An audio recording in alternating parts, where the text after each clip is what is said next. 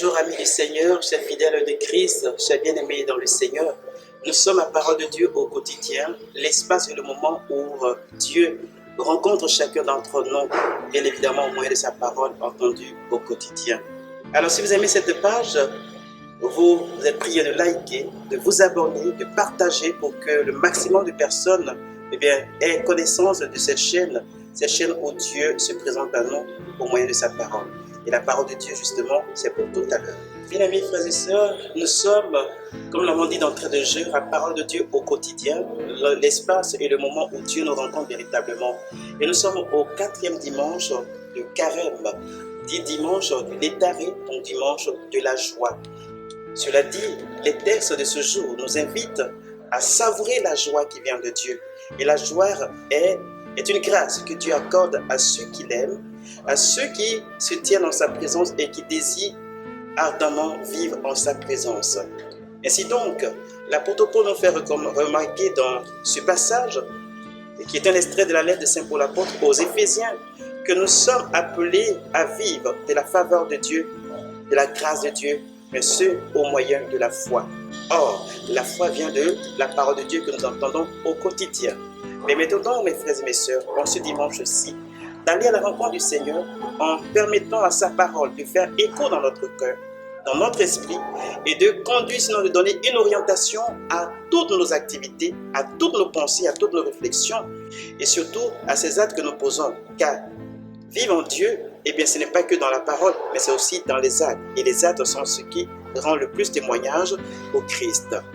Alors toujours avec le Seigneur au moyen de sa parole, la première lecture qui est un extrait du 2e livre des Chroniques, nous voyons la longanimité de Dieu. Dieu qui prend patience, Dieu qui se met à la disposition de l'homme en dépit de ses nombreuses fautes, en dépit de tous les péchés que l'on peut commettre, en dépit de l'abomination, Dieu accueille toujours l'homme de grand cœur. Il répand sur lui l'infinie bonté de sa grâce et de sa miséricorde. En ce dimanche, dit le dimanche de la joie, Dieu voudrait que nous soyons dans la joie, que nous ne venons pas à culpabiliser à cause de nos fautes, mais il nous invite à nous ressaisir, à nous tourner résolument vers lui, pour que sa grâce continue d'opérer en nous le salut obtenu en Jésus-Christ de Nazareth. Ainsi donc, les textes entendus, nous donnent une orientation pour nous montrer la grande bonté de Dieu, l'infini amour de Dieu pour l'homme. Dieu qui ne condamne pas, mais Dieu qui sauve. Dieu qui ne rejette pas, mais Dieu qui accueille. Dieu qui fait tout par amour pour l'homme.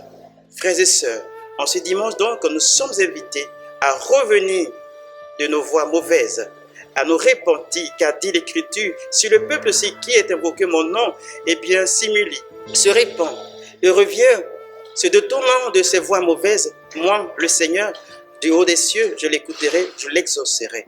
Que Dieu nous prenne en grâce et en miséricorde et que nous accorde le salut.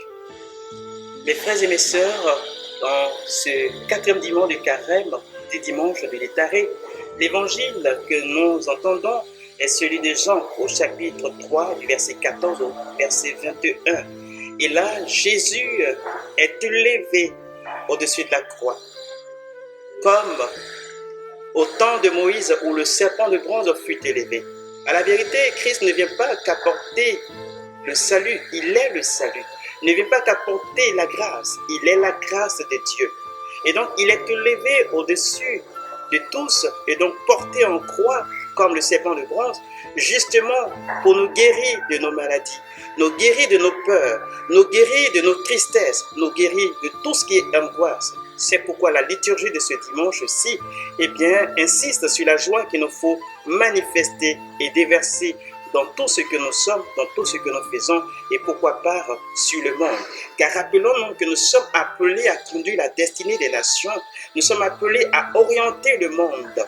Et c'est en raison de cela que Matthieu le chapitre 5 verset 12 à 13 dit que nous sommes celles de la terre, lumière du monde. Mais que signifie une telle parole? Que tout ce qui est grâce, tout ce qui est bénédiction et qui nous vient du Seigneur Jésus, nous sommes porteurs de ces valeurs-là, porteurs de ces vérités, porteurs de toutes ces choses qui sont pour nous des richesses et qu'il nous faut en retour déverser dans la vie des autres.